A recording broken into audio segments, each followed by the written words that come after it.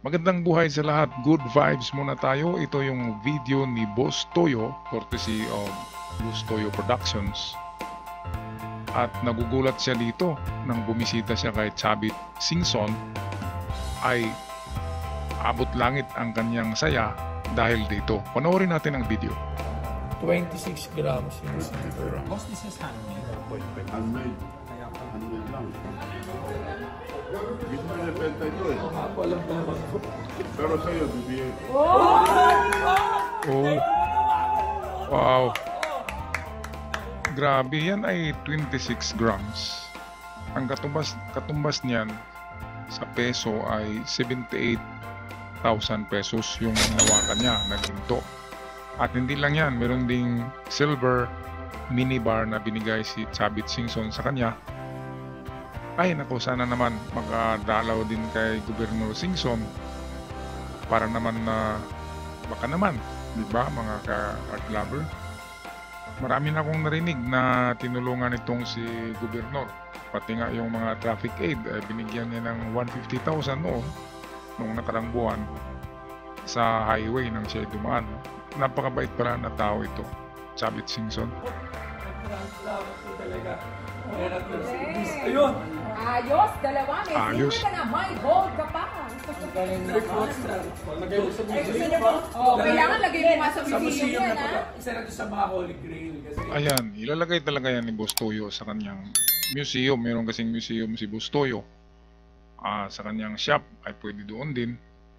Kasi yan ay silver and gold galing sa legendary man. Legendaring tao ito. The living legend also, Chavit Singson at Boss Toyo. Isang rising entrepreneur or businessman. Kaya good vibes talaga to. Mantakin mo gold bars, mini gold bar binigay lang sa isang dalaw lang. Napakaswerte naman. isa syempre.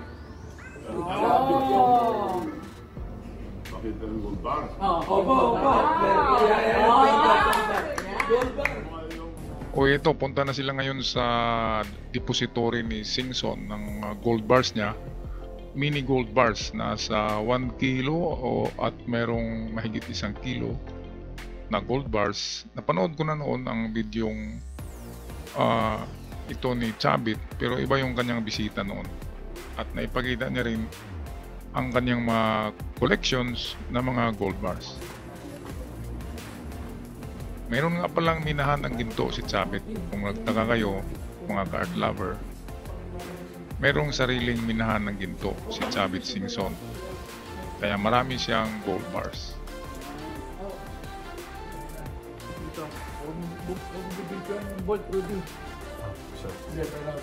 Ang maganda kapag mag-stock tayo ng gold bars, kasi every year ay nag-appraise, tumataas ang presyo ng gold bar.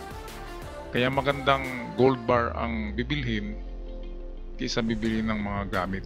Kasi ang gold bar tumataas palagi, hindi bumababa ang presyo. Kaya itong koleksyon ni Chavit pagdating ng panahon ay triple na ito ang halaga.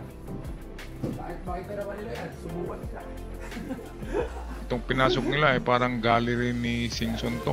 Narito ang kanyang mga historical albums, mga portrait, mga frames, mga statues, sculptures. Ayan o, swerteng-swerte, Boss Toyo. Congratulations. Sana makapasok din dyan. Ano po to? 1 kilo, 1.8 kilo. Ayan, Wow. halos 2 kilos. Ayan. Opo. Yan po. Ang bigat. Alam niyo po, marami po namimeke niyan.